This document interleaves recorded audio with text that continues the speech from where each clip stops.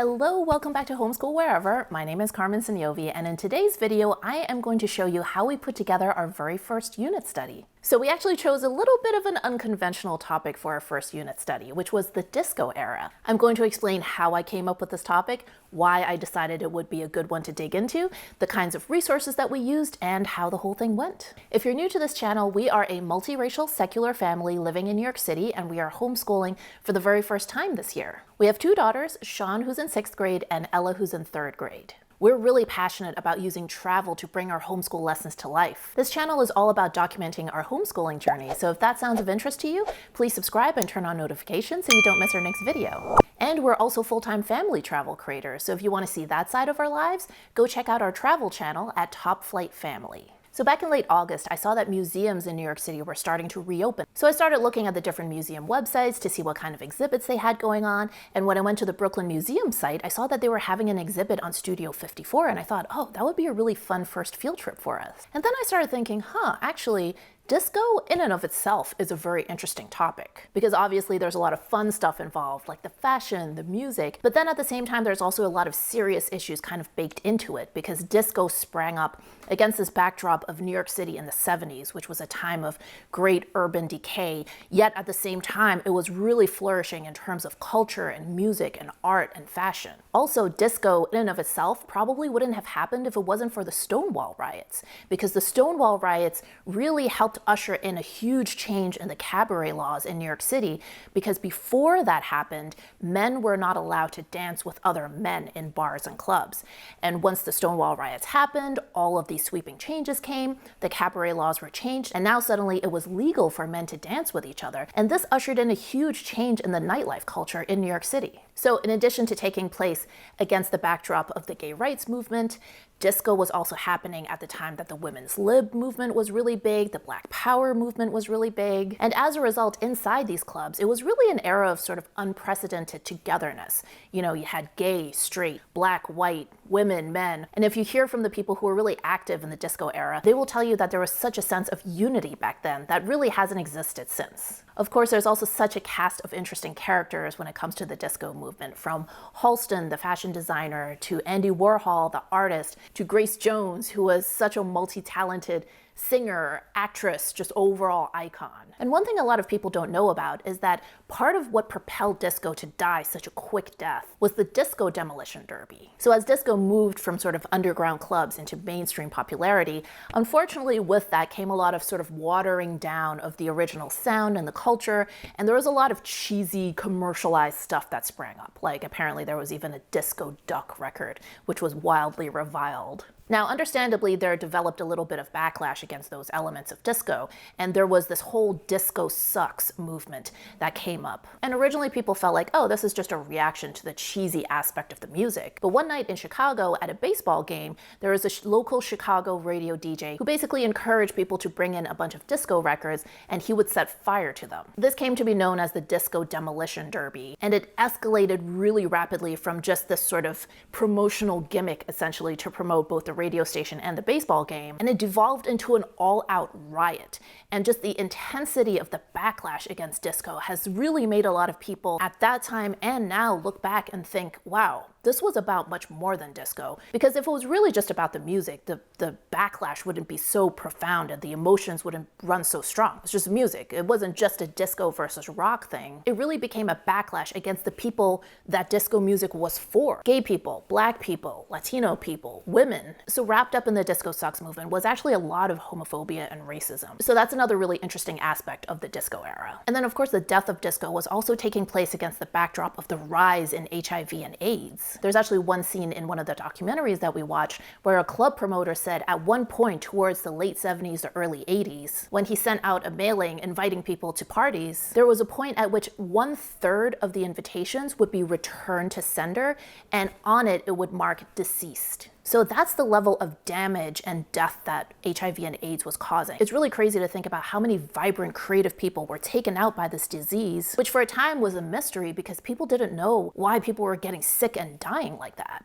Now, obviously, when you're talking about disco, there's a lot of sex involved, there's a lot of drugs involved, and so I totally understand that this is not a topic that would be right for every family. However, in our family, we're very open with our girls about all of these things. My philosophy is I would much rather have them learn what's the correct information from me than to get complete misinformation from their friends or from the internet. And I felt confident that we could talk about these issues in an age-appropriate way, and I think we were able to do that. That said, some of our discussions did lead us to places that were a little bit out of my comfort zone, even as a very open-minded parent, but I think it was really productive overall, and all of us learned a lot. So this was my very first time putting together our own unit study. So if you haven't done this before either, I'll break down how I went about doing this, compiling the resources, just in case it gives you any ideas. So the first thing I did is I started by searching books about disco on both Amazon and on our Brooklyn Public Library site. And even though most of the books I ended up getting from the library, I always like to search Amazon as well, because I just find that sometimes on the library site,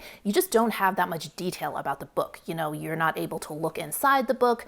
Sometimes the descriptions or the synopses are not very detailed. So in terms of information and detailed descriptions, I feel like Amazon always does a great job. So I started my book search with just the general term disco. And then from there, I branched out into sort of related subtopics like looking for books about Studio 54 or looking for books about New York City in the 70s. And then as I was doing that research, different historical figures or interesting figures would come up. And so I would also search for books about them, people like Andy Warhol or Grace Jones or Gloria Gaynor. So following this process, I was able to come across some really great books, lots of great adult books about the period, about disco, about Studio 54, about some of the major historical figures from this period. Also came across a lot of fun kids books, like a lot of picture books that had kind of a disco theme. A lot of those I feel like my girls were a little bit too old for, but it was good to know that they were out there. And I also came across a couple of really great YA novels set in that period. So after I was done searching books, then I went to YouTube to search for any documentaries or videos I could find about the disco era or about Studio 54. And I found a ton of fantastic videos about this period.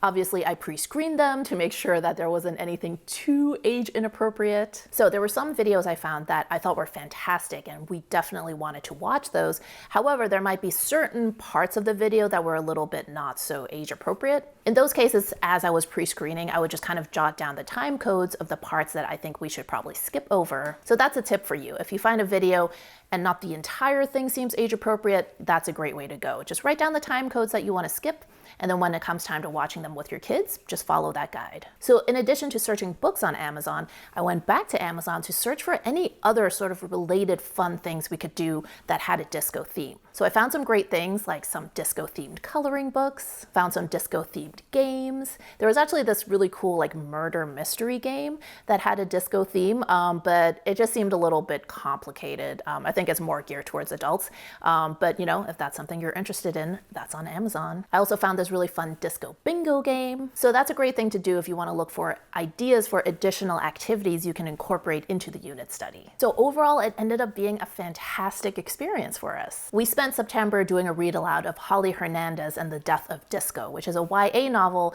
which is really fun. It's set in a high school in the 1970s against the backdrop of the disco era. And it's about this teenage girl whose mother is a police detective, and actually one of the teachers in her high school gets murdered. And then Holly ends up trying to solve this mystery with the help of Xander, who is also a student at her high school, who's this sort of misanthrope, a little bit of a weirdo. And they end up being this very unlikely duo who work together to try to figure out what happened. We, of course, listened to tons of disco songs. I mean, there's so many great classics from Gloria Gaynor to Bee Gees to Donna Summer. So the music is fantastic. We learned some disco dances. We learned the bump, which is probably the easiest one because all you really need to do is just bump your hips together. And we also tried to learn the hustle, which was a little bit more complicated, at least for me.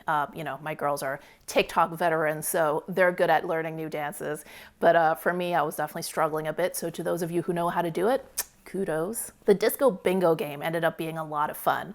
So instead of using like numbers or letters, all of the clues that you're trying to match are different things like bell-bottom pants or disco ball or big hoop earrings. So we watched this great documentary about the major disco divas of the period, including Gloria Gaynor, Donna Summer, Shaka Khan. And while we were watching that, we put together a little art project that kind of honored the divas. And of course, we took a field trip to the Brooklyn Museum to see the exhibit about Studio 54, and I actually have a whole video about that, so if you haven't seen that yet, I'm gonna link that below. So the exhibit was a lot of fun, and it was really cool to see all of these artifacts up close in real life. But I have to say, one thing that really struck me as we were leaving the exhibit is, as cool as the exhibit was, in terms of learning about the period, I don't think it held a candle to actually the videos that we watched on YouTube. So as much as books are obviously very important to a good homeschool, parents really shouldn't sleep on the educational value that videos can bring, because there's something really unique about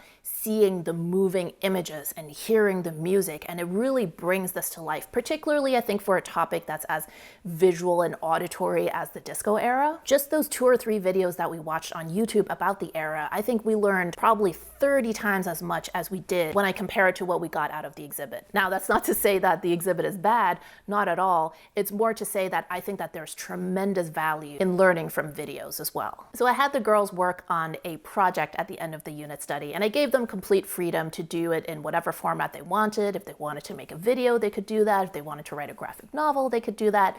They both ended up going a little bit more of a traditional route and doing essentially a poster. Sean drew a big disco ball and put a bunch of facts in there that she learned about the disco era. And then Ella took a very creative approach. She did an homage to the disco divas, but basically imagined all of them as donuts. So Grace Jones was a very hard donut, since she has, you know, a lot of those sort of masculine edges. And then Gloria Gaynor, with her big poofy afro, Ella imagined as a very soft, fluffy donut. This was our first unit study, so I really wanted to give them complete creative freedom over what they ended up doing, and I think it was a lot of fun what they came up with. Okay, so click there if you want to see the full vlog from our field trip to the Brooklyn Museum to see the Studio 54 exhibit. If you haven't already, please subscribe and turn on notifications. Make sure you're following us on Instagram and TikTok at Homeschool Wherever, and I'll see you in the next video. Thanks for watching.